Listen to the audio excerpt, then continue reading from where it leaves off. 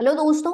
आज हम देखने जा रहे हैं द टॉपिक कोरिलेशन। अब कोरिलेशन का मतलब क्या होता है इन द स्टैटिकल एनालिसिस। जब हम स्टैटिकल एनालिसिस करते हैं तब हम ये देखते हैं कि दो वेरिएबल्स के बीच में जो है कितना एसोसिएशन है या उनका रिलेशनशिप कैसा है, यानी एक वेरिएबल के चेंज होने से दूसरे वेरिएबल पे क्या इम्पैक्ट हो रहा है। आइए इसका थ्योरी देखते हैं। The term correlation indicates the relationship between two such variables in which change in the value of one variable the value of other variable also change। एक की वैल्यू में चेंज होने से दूसरी की वैल्यू में भी क्या अंतर आता है ये हम देखें। जैसे कि आपको कुछ दिया हो कि ages of husband and wife, एक आपको एक्स दे दिया सपोज, एक वेरिएबल जिसको हम एक्स बोल रहे हैं इसमें आपको दिया है एजेस ऑफ हस्बैंड। ओके। और सेकंड जो है दैट इज वाई, और उसमें जो है एजेस ऑफ वाइफ्स। अब यहाँ पे आपको दो वेरिएबल्स हैं तो किसी एक वेरिएबल में चेंज होने के कारण दूसरे वेरिएबल भी चेंज आएगा, दैट इज कोरिलेशन। हम उनके बीच में रिलेशनशिप या एसोसिएशन फाइंड करने की कोशिश करते हैं। अब यहाँ पे जैसे कि कोरिलेशन जो है अलग अलग मेथड से सॉल्व होता है। जैसे कि कार्ल पियर्सन जो थे उन्होंने कोरिलेशन के लिए फॉर्मूला दिया है जिससे जो है हम आइडेंटिफाई कर सकते हैं द वैल्यू ऑफ कोरिलेशन। अब कोरिलेशन या तो रिलेशनशिप पॉजिटिव होगा, आपका आंसर पॉजिटिव आएगा, या नेगेटिव आएगा, या दैट विल बी जीरो। तो यदि आपको कोई क्वेश्चन दिया गया है और पूछा गया है कि इसमें आप कोरिलेशन फाइंड करिए इन वैल्यूज के बीच में, तो कोरिलेशन पहले तो आइडेंटिफाई होता है आर से, स्मॉल आर से। जब हम फाइंड करेंगे फॉर्मूला देखेंगे, और यदि आपका आंसर पॉजिटिव आता है तो it has a positive correlation, negative में आता है तो it is the negative correlation, और जीरो आता है तो हम वो डिफाइन कर देंगे it will be the neutral. लेकिन थ्योरेटिकल पॉइंट ऑफ व्यू से यदि ये क्वेश्चन आता है तो कोरिलेशन का जो इम्पैक्ट आता है, जो रिजल्ट आता है, वो इस तरीके से आप डिफाइन कर सकते हो थ्योरी में। ठीक है। प्रैक्टिकल में तो बहुत आसान है, पॉजिटिव आंसर आएगा तो we will say they have a positive relation between the variables, negative होगा तो नेगेटिव। लेकिन थ्योरी में आप चाहें तो परफेक्ट कोरिलेशन हम कब मानेंगे, जब वो +1 यानी 1 आपका आंसर आता है तो that will be the positive correlation. वैसे ही नेगेटिव आता है तो -1। Very high degree of correction यानी काफी स्तर तक जो है रिलेशनशिप या एसोसिएशन है तो वो आपका 0.90 और मोर, और ये वही चीज जो है माइनस में रहेगी। फिर sufficient high degree of correlation तो 0.75 से 90 के बीच में, और यहाँ पे वही चीज जो है आपको नेगेटिव टर्म्स में दिखेगी। ओके। और मॉडरेट डिग्री ऑफ कोरिलेशन 60 से 75 के बीच में, कि ज्यादा कोरिलेशन ये मॉडरेट है। ठीक है। तो ये होता है कोरिलेशन। अब हम कार्ल पियर्सन के अकॉर्डिंग जो है कोरिलेशन कैसे निकालते हैं, आज हम इस सेशन में ये क्वेश्चन एक सॉल्व करेंगे। Okay, so let us come to the Karl Pearson coefficient of correlation. तो दोस्तों कार्ल पियर्सन ने जो है एक फॉर्मूला दिया है जिसको हम पहले नोट डाउन कर लेते हैं, आप भी नोट डाउन कर लीजिए। और उससे जो है हम कोरिलेशन निकालेंगे एक एग्जांपल की मदद से। तो सबसे पहले कोरिलेशन निकालने के लिए आर से हम आइडेंटिफाई करते हैं कोरिलेशन, और आप लिखिए sigma d x into d y minus, फिर whole bracket sigma d x into sigma d y divided by n, that is number of observation. फिर डिवाइड कर देंगे हम ये पूरे टर्म को जो है with square root sigma d x square minus sigma x square upon n, और ऐसा ही सेम y के लिए, और इन दोनों को हम क्या कर देंगे, मल्टीप्लाई कर देंगे। Sigma d y square minus sigma y square upon n, इस तरीके से। अब यहाँ पे आपको फॉर्मूले में भी जो है दो वेरिएबल दिख रहे होंगे, एक हो जाएगा x, एक है y। तो ये फॉर्मूला जो है कार्ल पियर्सन ने दिया है for solving the correlation question. अब यहाँ पे ये कोरिलेशन रिग्रेशन का जो क्वेश्चन है दोस्तों, it is based on the assumed mean, यानी इसमें हम एक मीन लेंगे अजम्पशन के बेसिस पे। ओके। और एक आता है सिंपल भी, बट सिंपल क्वेश्चंस बनते नहीं है ना एट द कॉलेज लेवल, वैसा नहीं आता है। तो हम डायरेक्टली जो मेन फॉर्मूला अप्लाई होगा आपके क्वेश्चन में वो हम देखते हैं। Okay, so now let us solve the question. एक क्वेश्चन देख लेते हैं और उसको किस तरीके से हम सॉल्व करेंगे according to Karl Pearson theory. It is one of the important theory, इसीलिए हम सबसे पहले कोरिलेशन में कार्ल पियर्सन कोफिशिएंट ही देख रहे हैं। तो क्वेश्चन देखते हैं। यस, हमारे सामने क्वेश्चन दिया हुआ है x and y are the two variables, और ये x वेरिएबल दिए हुए हैं और ये y। अब इसको हम अगर एग्जांपल लें तो जैसे अभी हमने एग्जांपल लिया था कि suppose it is the age of husband और यहाँ पे एजेस ऑफ वाइफ दिए हुए हैं, इनके बीच में हमें कोरिलेशन निकाल के देखना है कि रिलेशनशिप स्टेब्लिश या एसोसिएटेड है कि नहीं एक दूसरे से। ऐसे ही हो सकता है ये x हो गया डिमांड और y वेरिएबल हो गया जो है सप्लाई। इस तरीके से दो वेरिएबल्स के बीच में जब हम रिलेशनशिप फाइंड आउट करते हैं with this formula, that is Karl Pearson coefficient correlation. ठीक है, तो इसको यहां पर सॉल्व ना करते हुए हम अलग से इसका फॉर्मेट बना लेते हैं और उसको फिर सॉल्व करते हैं। So let us begin. Yes, ये आ गया हमारे सामने Karl Pearson coefficient correlation. Same वही क्वेश्चन है जो अभी हमने देखा था, एक्स एंड वाई सीरीज हमें दी हुई है अकॉर्डिंग टू आवर फॉर्मूला। एक बार फॉर्मूला लिख लेते हैं ताकि जो है हमें फॉर्मूला अप्लाई करने में दिक्कत ना हो। हमने क्या लिखा था और एक बार हमारा रिवाइज भी हो जाएगा। R equals to sigma d x into d y, okay, minus sigma d x into sigma, into का बड़ा साइन कर देते हैं, एक्स को छोटा कर देते हैं, e y sorry sigma y upon n और ये होल ब्रैकेट, ओके। फिर जो है हम क्या करेंगे, हम लगाएंगे स्क्वायर रूट, इसमें हम लिखेंगे sigma d x square minus sigma x का स्क्वायर अपॉन में एन, ओके। सेम इसी तरीके से हम y वेरिएबल के लिए भी लिख लेंगे sigma d y square minus sigma y square upon n. ये हो गया हमारा फॉर्मूला। ठीक है, अब दोस्तों हमारे सामने x एंड y दो वेरिएबल दिए हुए हैं, हमें एक निकालना है dx और दूसरा dy और dx स्क्वायर। तो हम यहाँ पे निकाल लेंगे dx और यहाँ पे निकाल लेंगे dx, शॉर्ट वाला लिख लेते हैं dx और यहाँ पे dx स्क्वायर, और y में हम लिख लेते हैं dy और dy स्क्वायर, और क्या चाहिए हमें dx और dy चाहिए, तो dx इंटू dy जो है हम यहाँ निकाल लेंगे। ये dx हो गया, dn हो गया, dx स्क्वायर का फॉर्मेट आ गया और dy। ठीक है, तो ये हमें ये पर्टिकुलर चीजें जो हैं अभी कैलकुलेट करनी है।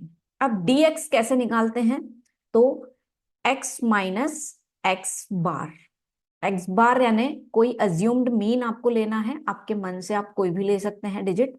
हम यहाँ से जो है अज्यूम्ड मीन एक्स में से लेना है, या और कुछ भी ले सकते हैं। अज्यूम्ड मीन हम ले लेते हैं 30, तो एक्स में से जो भी एक्स की ये वैल्यू है उसमें से हम 30 को लेस करते जाएंगे तो हमारे पास dx की वैल्यू आती जाएगी। फॉर एग्जाम्पल पहला वाला हम यहाँ पे देखते हैं, x हो गया हमारा 23 और x बार हमने रखा है, अज्यूम्ड मीन हमने रखा है 30, तो ये कितना आ रहा है -7। ठीक है, फिर 27 minus 30 -3, then 28 minus 30 -2, 29 minus 30, 30 minus 30 0, ये आ गया 1, फिर 33 माइनस 30 तो ये आ गया 3, 35 तो ये आ गया ये 6, 39 माइनस 30 तो ये आ गया आपका 9।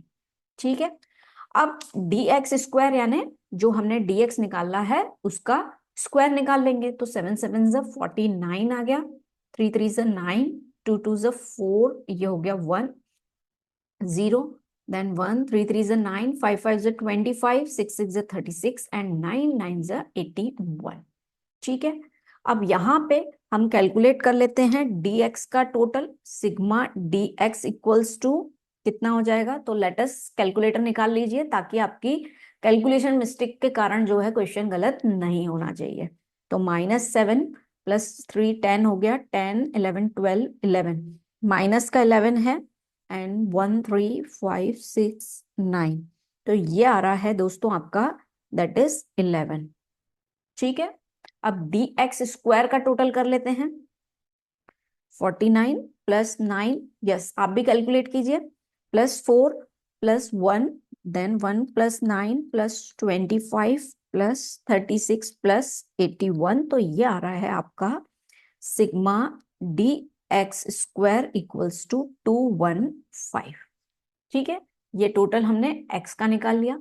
सेम ऐसा ही dy निकालना है, तो dy y माइनस वाई बार। अब यहाँ पे हम कोई अज्यूम्ड मीन ले लेते हैं, तो यहाँ पे हम अज्यूम मीन लगभग कोई बीच का डिजिट ले लेते हैं ताकि हमारे लिए कैलकुलेशन आसान हो जाए।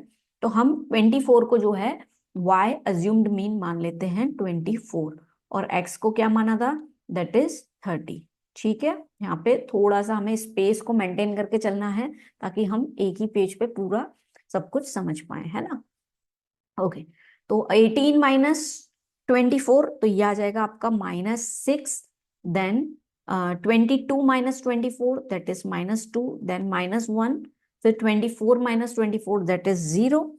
फिर 25 माइनस 24 1, 26 माइनस 24 हमने अज्यूम मीन लिया है तो ये हो जाएगा 2, 28 में से 24 तो ये 4 हो जाएगा। 29 माइनस 24 तो ये आ जाएगा आपका 5, 30 माइनस 24 6, एंड 32 माइनस 24 तो ये आ जाएगा आपका 8। इसको टोटल कर लेते हैं पहले, तो पहले पॉजिटिव वाले कर लेते हैं। 3 प्लस 4 7, 7 प्लस 5 12, 12 प्लस 6 18, 18 प्लस 8 26, 26 में से हम लेस कर देंगे 9, तो ये आ जाएगा आपका 17। ओके, ये हो गया आपका सिग्मा डी वाई। ओके, अब सिग्मा डी वाई स्क्वायर कितना आ रहा है, तो इसके लिए डी वाई स्क्वायर, तो हम पहले स्क्वायर निकाल लेते हैं। तो 6 6 36 0 4, ये आ गया आपका 1, ये 0 आ गया 0 1, 2 2 4, 4 4 16, 5 का स्क्वायर 25, 6 का 36, एंड 8 का हो जाएगा आपका 64। यस दोस्तों, कैलकुलेट कीजिए साइमल्टेनियसली आप भी। क्या आ रहा है आपका answer, 36 plus 4 plus 1 plus 1 plus 4 16 plus 25 plus 36 plus 64, तो ये आ रहा है आपका 187। ठीक है, ये आ गया आपका 187। अब आपसे लास्ट पूछा है dx एंड dy। तो dx कहाँ है हमारा, that is the second column, और dy कहाँ है, दैट इज द y के बाद वाला जो कॉलम है। हम पेन चेंज कर लेते हैं ताकि जो है हम उसको और अच्छे से समझ पाए। ठीक है, ये हो गया हमारा, सॉरी, dx इंटू dy वाला कॉलम हमें इंटू करना है। तो 7 6 42, माइनस से माइनस कैंसिल हो जाएगा साइन। 4 3 सॉरी 4 3 नहीं है, 3 2 ये हो जाएगा आपका 6, देन 2 1 ये हो जाएगा 2, एंड देन फोर्थ डिजिट तो ये हो जाएगा आपका 0। ठीक है, देन अगेन 0 इंटू 1, फिर आ जाएगा आपका 2 1 2, ये आ रहा है आपका dx into d y. Then 3 4 12, then 5 5 25, 6 6 36, 9 8 ये हो जाएगा आपका 9 8 दैट इज 72। ठीक है, यह आ गया हमारा। और अब इसको जो है हम टोटल कर लेते हैं dx और dy को। तो सिग्मा dx dy कितना है हमारा, तो 42 प्लस 6 प्लस 2 0 0, फिर 2 प्लस 12 प्लस 25 प्लस 36 प्लस 72, तो ये आ रहा है आपका 197, है ना। आपका भी यही आया होगा कैलकुलेशन में। अब इसको जो है हम फॉर्मूला में अप्लाई कर लेंगे। एक बार जब हमने कॉल फॉर्मेट को फिल कर लिया, वैल्यूज निकाल ली, फिर बस वही वैल्यूज हमें फॉर्मूला में पुटअप करना है। बहुत आसान है, और ऐसे क्वेश्चन हमें छोड़कर नहीं आना चाहिए। यूजली क्या रहता है, आपका पढ़ा हुआ नहीं रहता है तो आप थ्योरी अटेम्प्ट करके आ जाते हैं, but correlation is one of the important topic, सबसे पहली बात। दूसरा, उसको सॉल्व करना भी ईजी है ना। हमने ये फॉर्मूला याद कर लिया आपने, सबसे पहले आप फॉर्मूला याद करना पड़ेगा, और फिर उसमें यदि हमने वैल्यूज पुट कर दी तो अब बस वैल्यू डालना है आपको फॉर्मेट से देकर। Sigma d x into d y, ये आ गया आपका 197, माइनस सिग्मा डी एक्स कहाँ है, तो सिग्मा डी एक्स हमने निकाला था दोस्तों, दैट इज 11। ओके, इसको ब्रैकेट पुटअप कर लेते हैं 11, और सिग्मा वाई कितना था हमारा, that is 17 divided by n, यानी नंबर ऑफ ऑब्जर्वेशन। अब आप नंबर ऑफ ऑब्जर्वेशन यहाँ पे कैलकुलेट कर सकते हैं, 1 2 3 4 5 6 7 8 9 10। तो नंबर ऑफ ऑब्जर्वेशन कितने हैं हमारे, 10। चाहे तो हम यहाँ पे लिख सकते हैं n इक्वल्स टू 10 ताकि हमें याद रहे। ठीक है, ये ऊपर की वैल्यूज पुटअप कर ली। अब हम नीचे की वैल्यूज, सिग्मा dx स्क्वायर यानी 215, ये sigma dx square, okay. Sigma x square यानी आपका 11 का स्क्वायर डिवाइडेड बाय n यानी दैट इज 10। फिर वापस ऐसा ही y का, तो सिग्मा dy स्क्वायर कितना है हमारा, dy square that is 187 minus 17 का स्क्वायर अपॉन n के बिहाफ पे हमें क्या लिखना है, that is 10। Number of observation कितने हैं, 10। बस कैलकुलेटर निकाल लीजिए आप।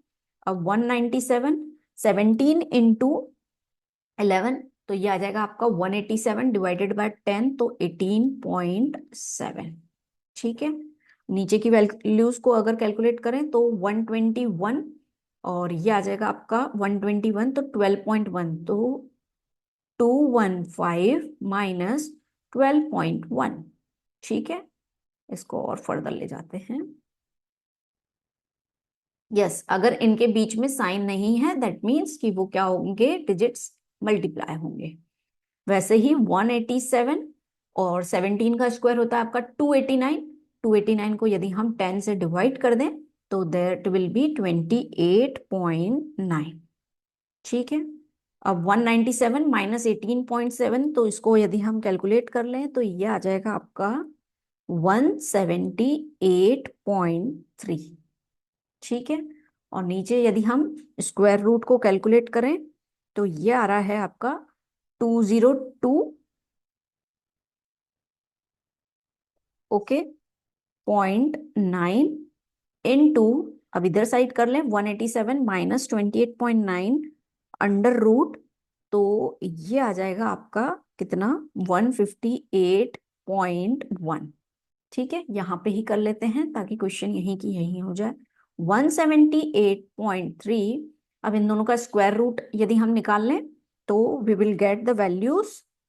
202.9 का स्क्वायर रूट यदि हम निकाल रहे हैं तो ये आ रहा है हमारा दैट इज 14.24। वैसे ही 158.1 का स्क्वायर रूट, तो 158 का स्क्वायर रूट, तो ये आ रहा है दोस्तों आपका दैट इज 12.57। ठीक है, अब 178.3 और नीचे 14.24 इंटू 12.57, इसको इंटू कर लेते हैं तो ये आ रहा है आपका 179.051। अब 178.3 को डिवाइड कर लेंगे, डिवाइडेड बाय 179.65, 179 पॉइंट, ये आ गया आपका 051। ठीक है, तो ये आपका कितना आ रहा है आंसर, 178.3 डिवाइडेड बाय 179.051, तो ये आ रहा है आपका 0.995। यानी आर आपका पॉजिटिव आ रहा है, that means it is a this values have a positive correlation between them, है ना। यानी x and y variables are positively correlated, ऐसा करके लास्ट में आप कंक्लूजन भी लिख देना, है ना, ताकि जो है एग्जामिनर को बहुत अच्छे से दिखे कि आपका कंसेप्ट जो है क्लियर है। यस दोस्तों, तो इस तरीके से हम कार्ल पियर्सन कोएफिशिएंट कोरिलेशन का क्वेश्चन जो है सॉल्व करते हैं, जो कि बहुत आसान है। आपको दो वेरिएबल्स दिए होंगे, आपको जस्ट फॉर्मूला याद करना है, वैल्यूज निकालनी है और उनको पुट करना है इन द फॉर्मूला। ठीक है, तो आप सॉल्व करके देखिए, यदि कोई डाउट है देन यू मे आस्क, और फिर मिलते हैं हम नेक्स्ट सेशन में। Till then, thank you.